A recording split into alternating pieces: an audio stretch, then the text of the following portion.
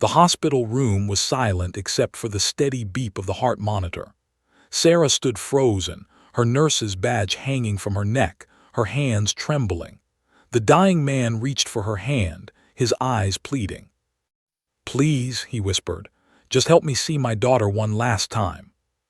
Sarah knew the rules. No visitors after hours. No exceptions, especially not for patients under police guard. The officer stationed outside had been clear, but the cancer had spread faster than anyone expected. The doctors said he wouldn't make it through the night.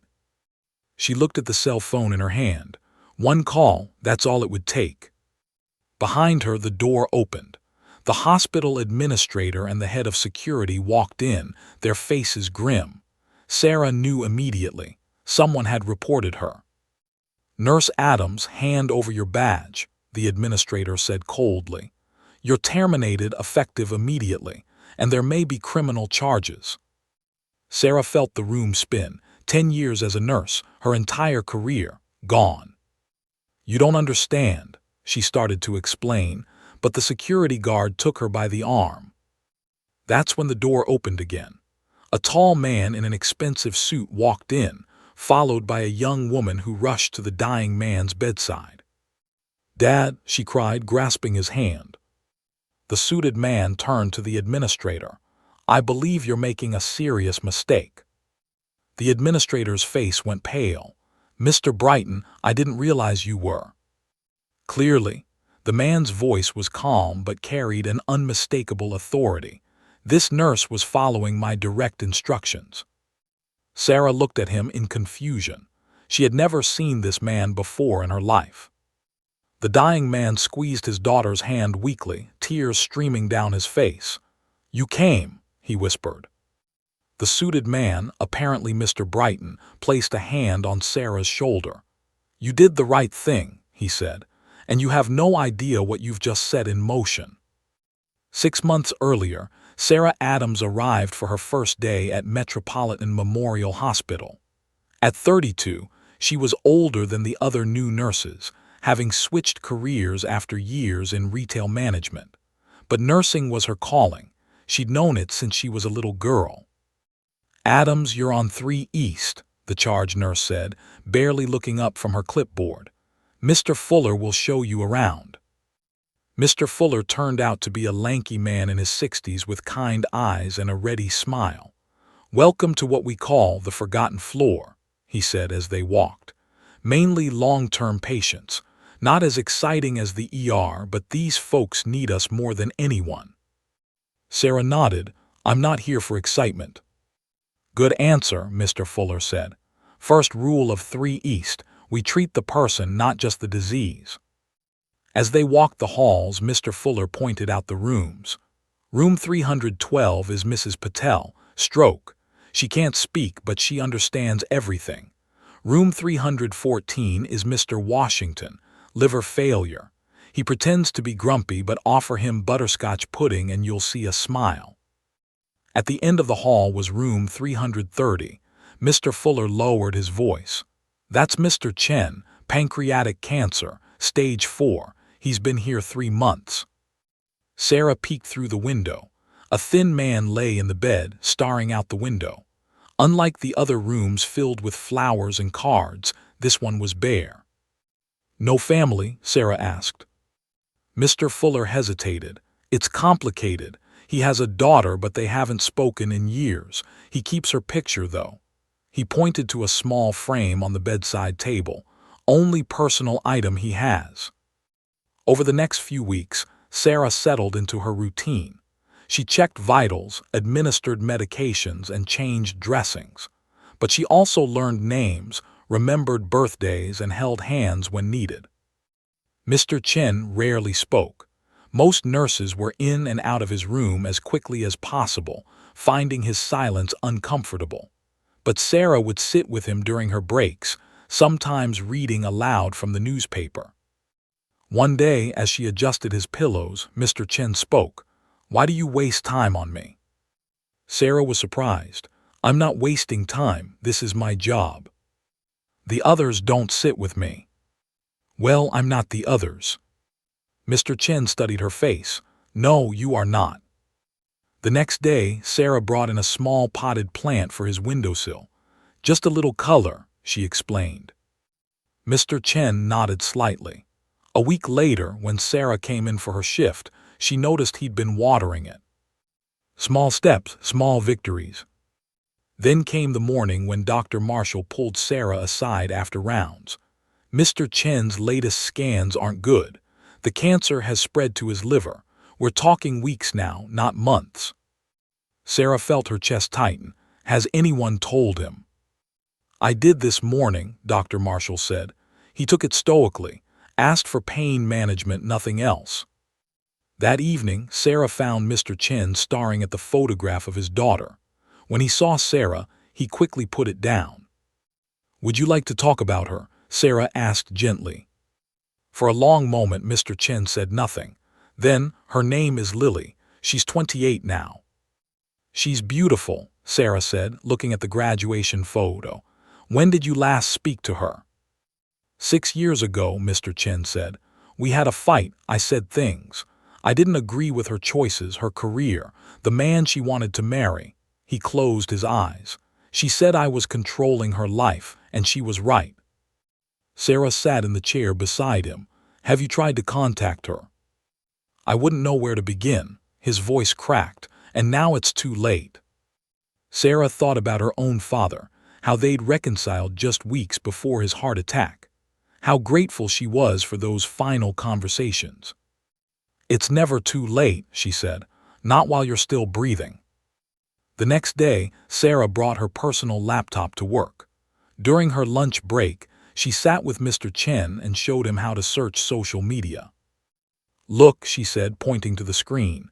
This is her profile. She's in Chicago now. She's a graphic designer. Mr. Chen touched the screen gently. She always loved to draw. They found more photos. Lily at an art show. Lily with friends. Lily with a tall, kind-looking man. That must be her husband, Sarah said. Mr. Chen nodded, his eyes never leaving the screen. She looks happy. Do you want to reach out to her? Sarah asked. Fear crossed Mr. Chen's face. What would I say after all this time? The truth, Sarah said simply. That you're sorry, that you miss her, that you're sick. Mr. Chen shook his head. I don't want her pity. It's not about pity, Sarah insisted. It's about not leaving things unsaid. Over the next few days, they worked on a message together.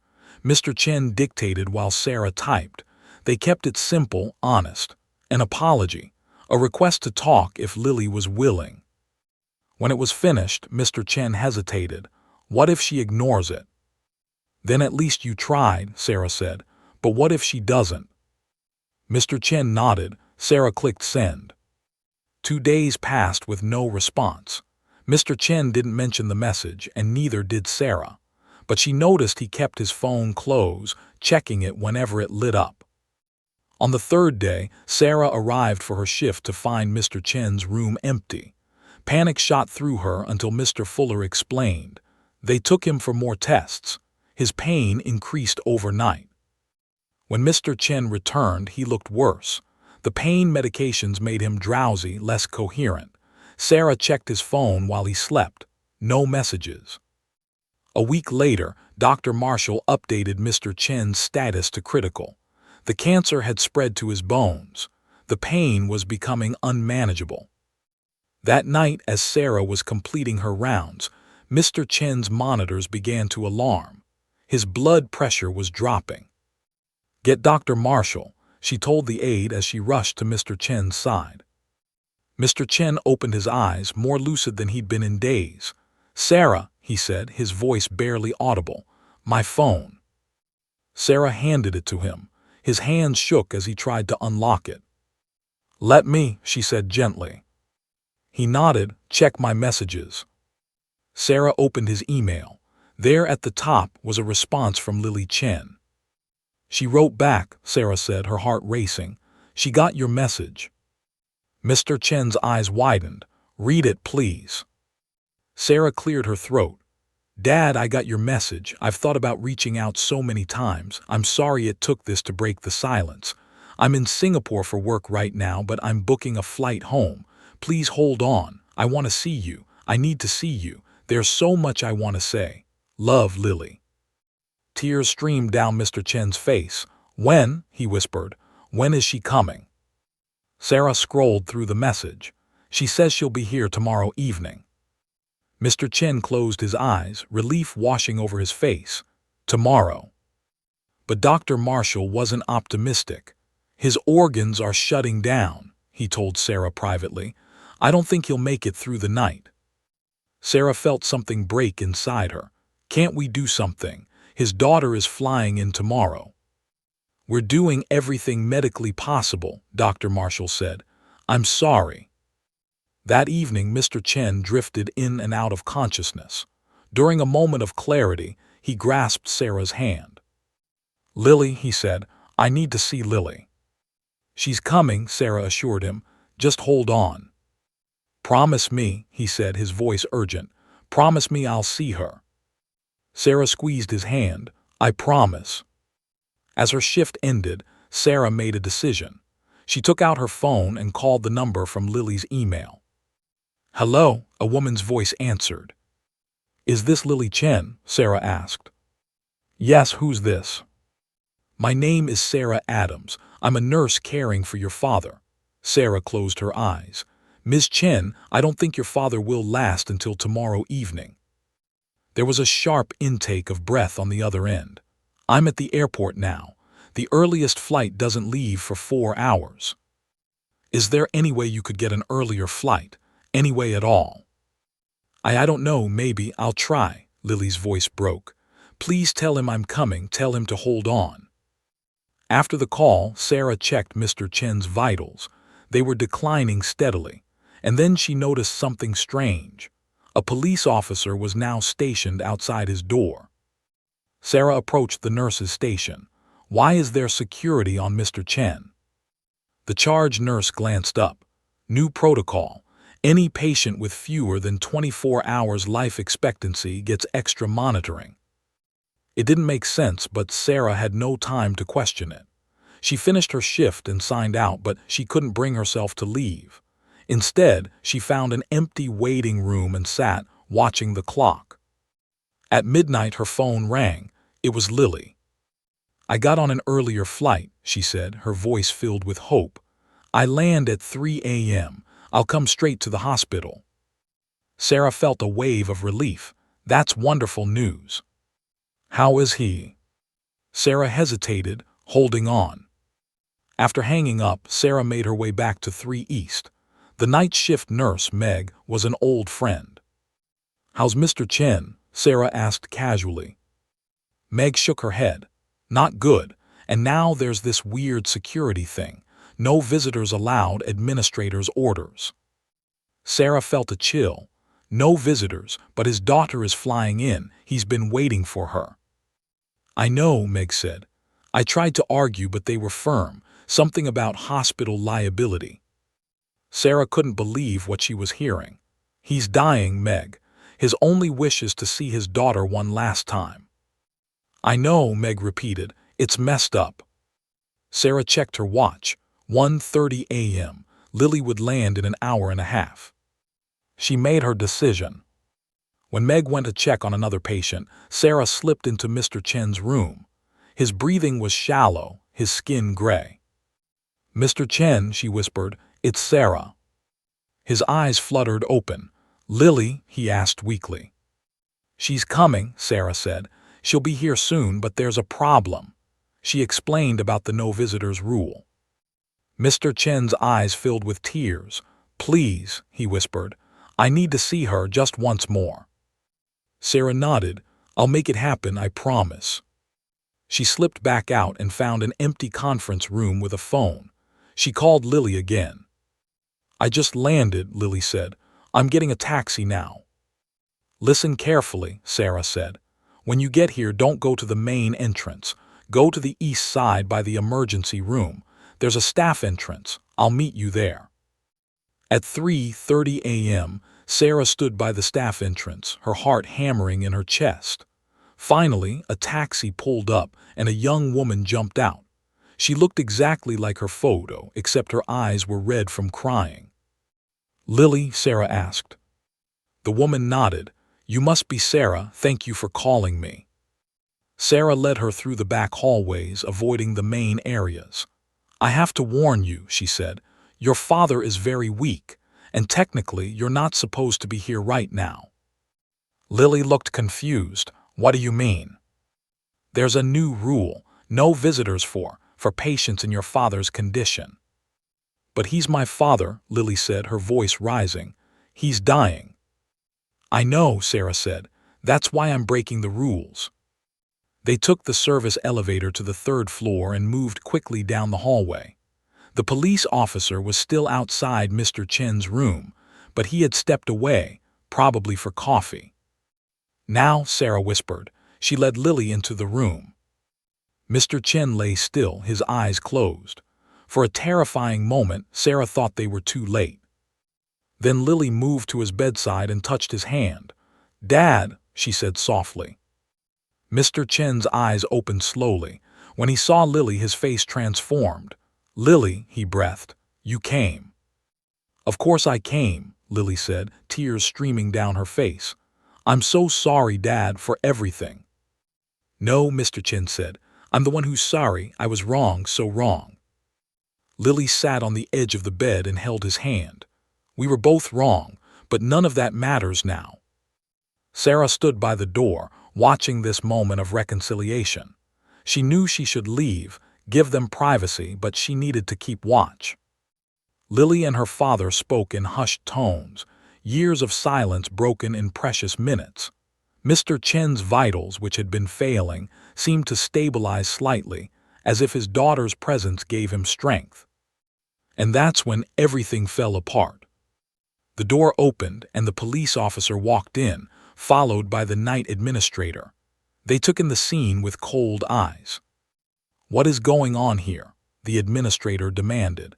"Visitors are strictly prohibited at this hour, especially for this patient." Sarah stepped forward. "I can explain."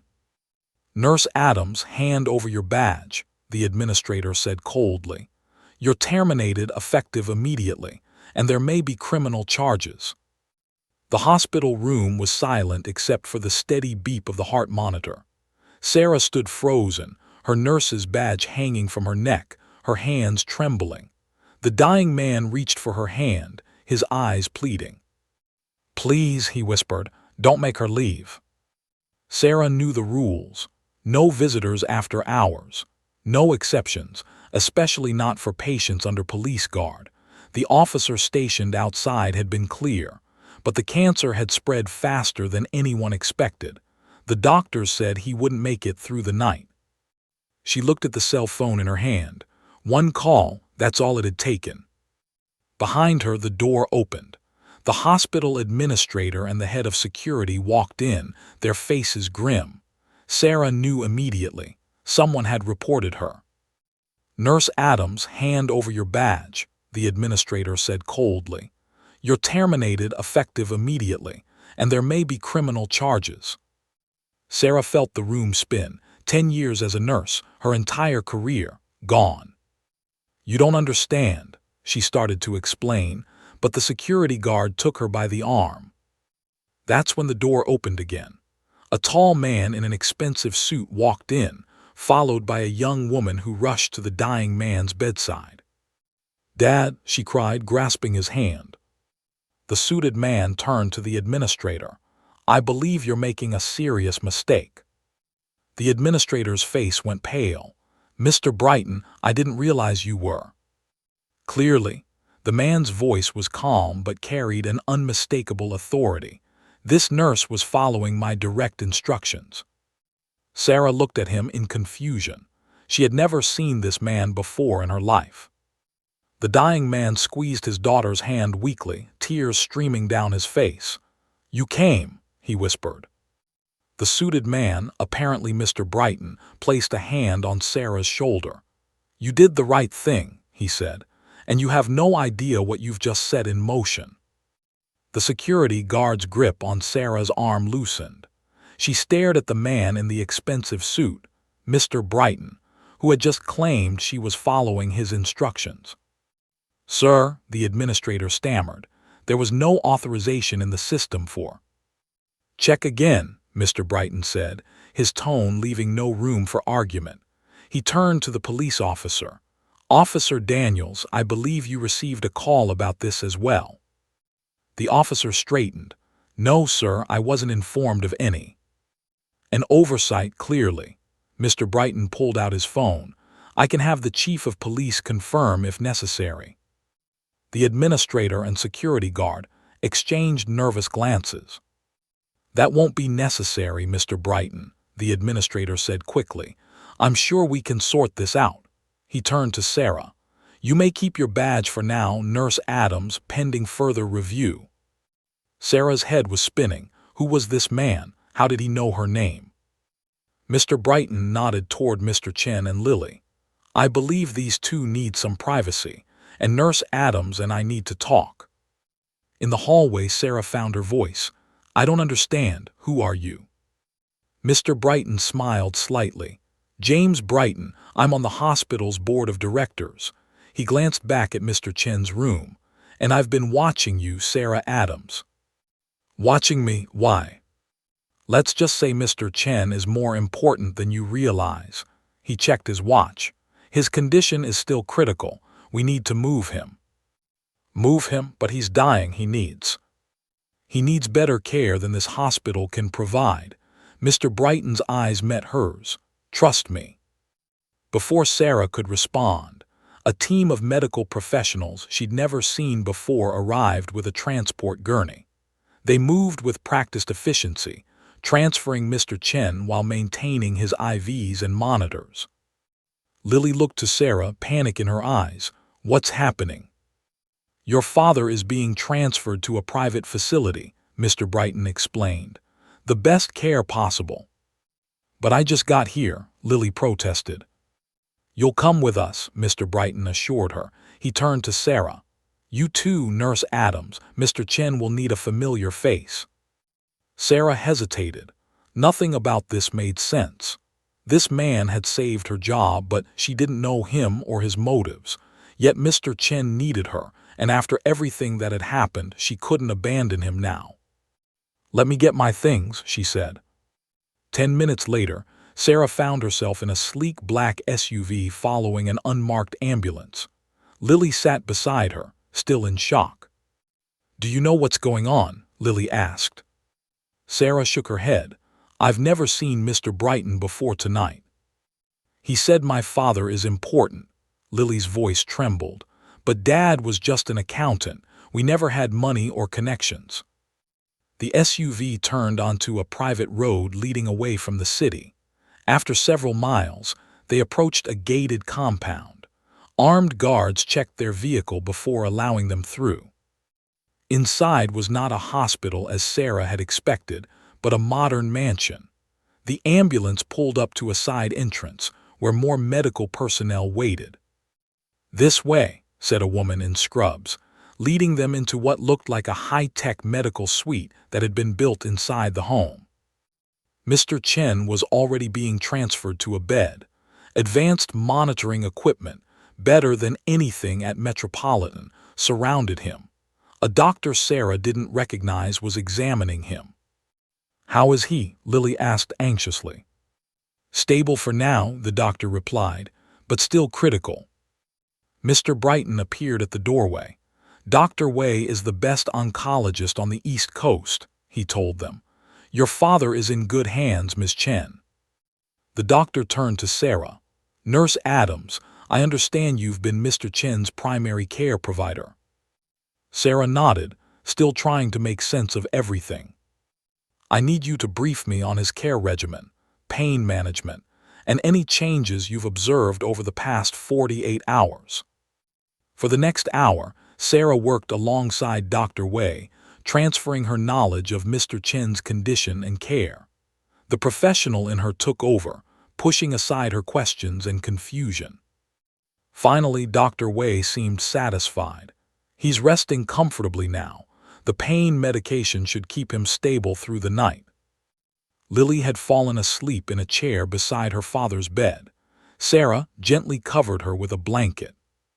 "You care about them both," Mr. Brighton observed from the doorway. Sarah turned. "I care about all my patients. But not all nurses would risk their career to reunite a dying man with his daughter." Sarah met his gaze. It was the right thing to do. "Yes," he agreed. "It was, and that's precisely why I've been watching you, Sarah Adams." Mr. Brighton led her to an adjacent sitting room and gestured for her to take a seat. "I imagine you have questions," he said. "About 1,000,000, Sarah replied, "starting with who you really are and what this place is." Mr. Brighton smiled. "As I said, I'm on the hospital board, but that's just one of my roles. I also run the Brighton Foundation, which funds medical research and, in special cases, provides extraordinary care for certain patients." "And Mr. Chen is a special case." "Very much so." Mr. Brighton poured 2 cups of coffee and handed one to Sarah. "What do you know about him?" Sarah thought about the quiet man who had barely spoken until she'd earned his trust. "Not much. He was an accountant. He had a falling out with his daughter.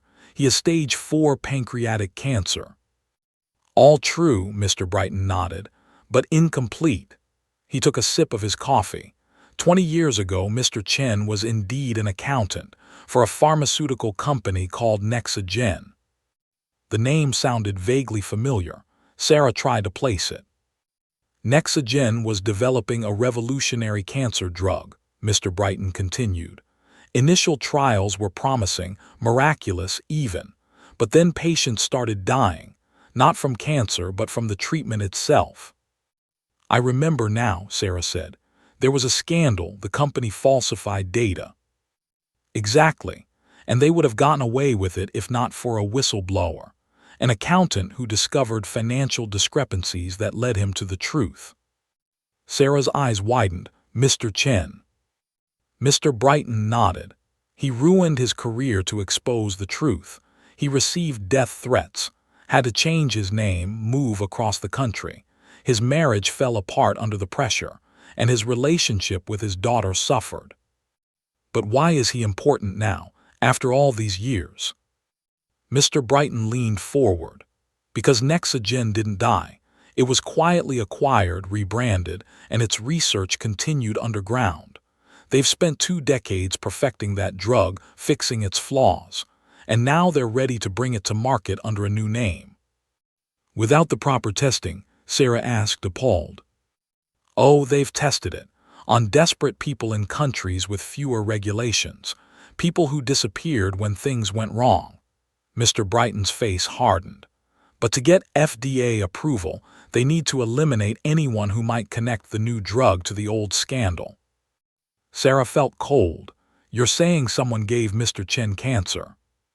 "We can't prove it, but 6 other Nexagen whistleblowers have died of aggressive cancers in the past 3 years, all previously healthy." The room seemed to spin. Sarah steadied herself against the arm of her chair. "So the police guard at the hospital?" "Wasn't police," Mr. Brighton confirmed. "We believe he was there to ensure Mr. Chen died before he could speak to his daughter." "But why Lily?" "Because Mr. Chen sent her something before he got sick, something he didn't fully understand the importance of until it was too late." Sarah remembered Mr. Chen's words from years ago. "I said things. I didn't agree with her choices, her career." "Lily works in data science," Mr. Brighton explained.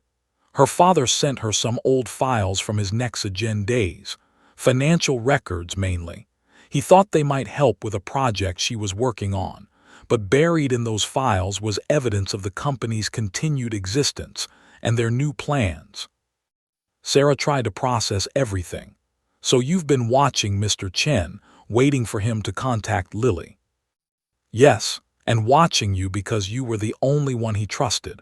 When you helped him reach out to her, you set everything in motion." Sarah remembered Mr. Brighton's words from earlier. "You have no idea what you've just set in motion." "So what happens now?" she asked. "Now we keep Mr. Chen and Lily safe until we can expose the truth. and we try an experimental treatment that might buy him more time." "What treatment?" "Ironically, a version of the very drug he helped stop 20 years ago, but one that works this time, without the deadly side effects." Sarah shook her head in disbelief. "And my role in all this?" "You're his nurse, the only one he trusts, and more importantly, you've proven you're willing to do the right thing regardless of the consequences." Mr. Brighton stood. "Get some rest, Sarah. There's a guest room down the hall. Tomorrow will be challenging." Sleep eluded Sarah. Her mind raced with everything she'd learned. How had helping a dying man see his daughter pulled her into something so much bigger? When dawn broke, she returned to Mr. Chen's room. Dr. Wei was already there, reviewing his vitals. "How is he?" Sarah asked. "Holding his own," Dr. Wei replied. "We'll start the treatment today." Lily was awake, looking exhausted but determined. "Mr. Brighton told me everything," she said, "about Dad, about Nexagen." Sarah sat beside her. "It's a lot to process. All these years I thought he pushed me away because he didn't approve of my choices, but he was trying to protect me." Lily's eyes filled with tears. "And I shut him out." "You're here now," Sarah reminded her. "That's what matters." Lily nodded. "And I'm going to help finish what he started." She opened her laptop. "I've been analyzing the files he sent me. There's a money trail that leads straight to a company called Vitagenics." "The rebranded Nexagen," Sarah guessed. "Yes, they're scheduled to announce their breakthrough cancer drug next week. If it gets approved, it could make billions." Lily's expression hardened. "People need to know the truth."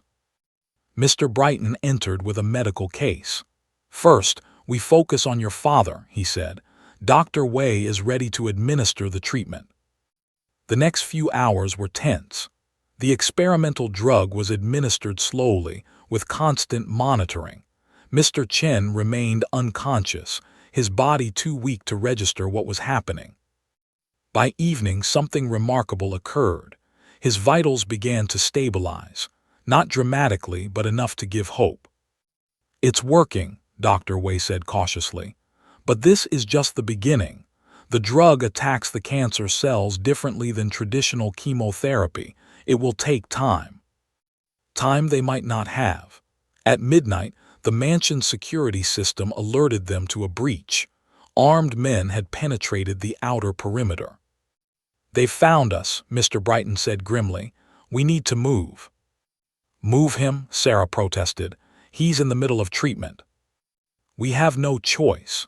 Mr. Brighton was already mobilizing his security team.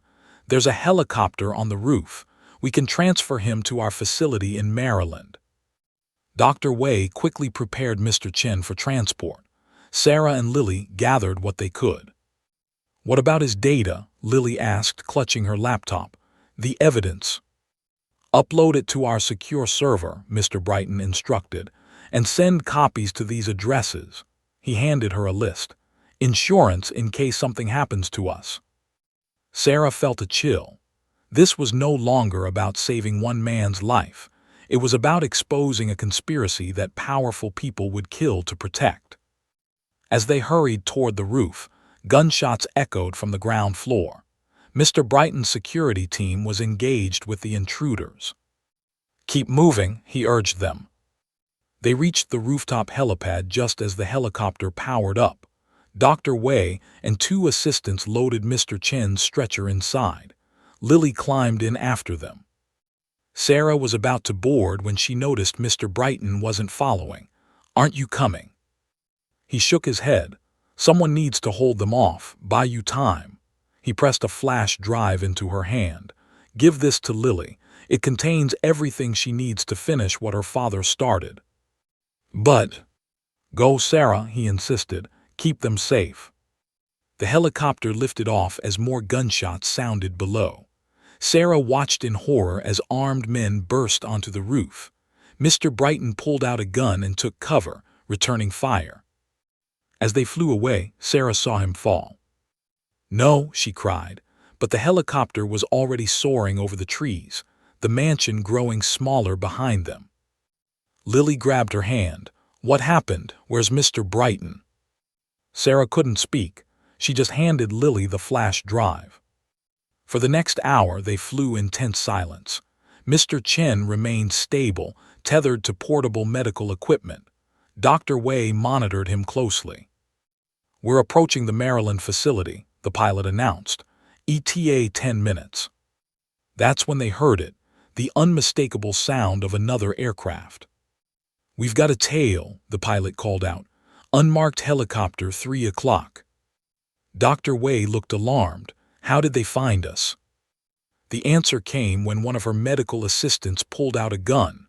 Land the helicopter now, he ordered the pilot. Sarah froze. The assistant, a man she'd barely noticed, was a traitor. There's nowhere to land here, the pilot protested. We're over the forest. Then hover, the man demanded. Their team will board us. If we disconnect Mr. Chen from these machines, he'll die, Dr. Wei said firmly. That's the point, the man replied coldly. Sarah caught Lily's eye, a silent communication passing between them. They couldn't let this happen, not after everything Mr. Chen had endured, not when he was finally getting better. The pursuing helicopter drew closer, now visible through the windows. Armed men prepared to jump across. That's when Mr. Chen opened his eyes. Everyone froze. For weeks, he had been drifting in and out of consciousness, barely aware of his surroundings. Now his gaze was clear, alert. He looked at the armed assistant, then at Sarah and Lily. Understanding dawned in his eyes. With strength no one knew he possessed, Mr. Chen lunged forward and grabbed the traitor's arm. The gun went off, shattering a window but hitting no one.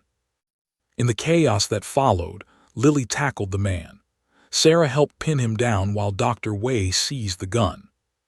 The pilot veered sharply, throwing off the pursuing helicopter. "Hold on," he shouted as he executed a dangerous descent into a clearing barely big enough for their aircraft. They landed hard. The pilot immediately killed the lights, making them harder to spot from above. "We need to move," he urged them. "There's a safe house 2 miles east." But Mr. Chen couldn't be moved so quickly. The exertion had weakened him severely. His breathing was labored, his pulse faint. "Dad, hold on," Lily begged, clutching his hand. Sarah checked his vitals, her nursing training taking over despite the danger. "We need to stabilize him before we move him." Dr. Wei nodded, already preparing an emergency injection. "This will help, but he needs proper equipment." Above them, the enemy helicopter circled, searchlights sweeping the forest. "They'll find us soon," the pilot warned. "Then some of us need to create a diversion," Sarah decided. She turned to Lily. "The evidence on your laptop and that flash drive needs to get out. You and Dr. Wei take it and go with the pilot. I'll stay with your father." "I'm not leaving him," Lily insisted. "You have to," Sarah said firmly. "To finish what he started, to make sure his sacrifice means something." Mr. Chen's hand tightened around his daughter's. "Go," he whispered. "Finish it." Tears streaming down her face, Lily bent and kissed her father's forehead. "I will," she promised, "and I'll be back for you both." The pilot, Dr. Wei, and Lily slipped into the darkness of the forest, taking the evidence with them. Sarah remained with Mr. Chen, using her body to shield him from the cold. The enemy helicopter's spotlight passed over them once, twice, then moved on, following what they hoped was the false trail left by the others. "They'll be back," Sarah whispered, more to herself than to Mr. Chen. She checked his vitals again. The injection had helped, but he needed proper care and soon. To her surprise, Mr. Chen spoke. "Sarah," he said softly, "thank you." "Save your strength," she told him. He shook his head slightly. "Need to tell you, the treatment, it's working." Sarah blinked in surprise. "How do you know?" "I can feel it," he said. "First time in months, no pain." Could it be true, or was it just the pain medication? Either way, she needed to get him to safety. In the distance, she heard the helicopter returning. They were running out of time. Then her phone vibrated. A text from an unknown number. Emergency response team 10 minutes out. GPS tracking your phone. Hold position. Had Lily reached help already, or was it a trap? The helicopter was getting closer. Sarah made her decision. She powered off all the equipment that might give off signals and covered Mr. Chen with thermal blankets to mask his heat signature. "We need to be very quiet now," she whispered. The minutes crawled by. The helicopter circled overhead, its spotlight sweeping dangerously close. Sarah lay perfectly still, covering Mr. Chen with her body. Just when she thought they'd been spotted, a new sound cut through the night, sirens approaching fast. The helicopter veered away, unwilling to risk confrontation with law enforcement. Minutes later, the forest was filled with tactical officers and medical personnel. Sarah found herself explaining everything to a stern-faced FBI agent, while Mr. Chen was loaded into a medical transport. "We received an anonymous data dump an hour ago," the agent told her. "Evidence of corporate espionage, illegal human testing, attempted murder, all linked to Vitagenics. Then we got a call directing us to this location." Lily, Sarah realized, she got the evidence out. Over the next days, the story unfolded like something from a thriller. Vitagenics executives were arrested. Their miracle drug was revealed to be built on 2 decades of unethical research and covered-up deaths. And Mr. Chen, against all odds, began to improve. The experimental treatment, ironically derived from the very research he had exposed years ago, was working. His cancer wasn't cured, but it was retreating. 1 week later, Sarah sat beside his hospital bed, in a real hospital this time, with FBI agents guarding the door. Lily was there too, working on her laptop. "The Whistleblower Protection Program wants to relocate us," Lily told her father. "Give us new identities." Mr. Chen shook his head weakly. "No more hiding," he said. "I'm tired of living in fear." "Dad, these people are powerful. Some of them are still out there." "And now the world knows what they did," he replied. "The best protection is the truth." Sarah smiled. The quiet man she had met months ago was gone. In his place was someone stronger, determined to face whatever came next. A knock at the door announced a visitor. Not Mr. Brighton, who had survived the gunfight but was still recovering, but a woman Sarah didn't recognize. "Ms. Adams," the woman asked. "I'm Catherine Powell from Metropolitan Memorial's Board of Directors." Sarah tensed. Was she here to formally fire her? "The board has reviewed your actions," Ms. Powell continued. "Breaking hospital protocol to allow Mr. Chen to see his daughter was technically against our rules." Sarah nodded, prepared for the worst. "However, in light of the extraordinary circumstances, and your subsequent actions that helped expose Vitagenics, the board has decided not only to reinstate you, but to offer you a new position." "A new position," Sarah echoed. "Head of our new patient advocacy department," Ms. Powell explained. "We believe hospitals need someone who will put patients first, even when it means challenging the system."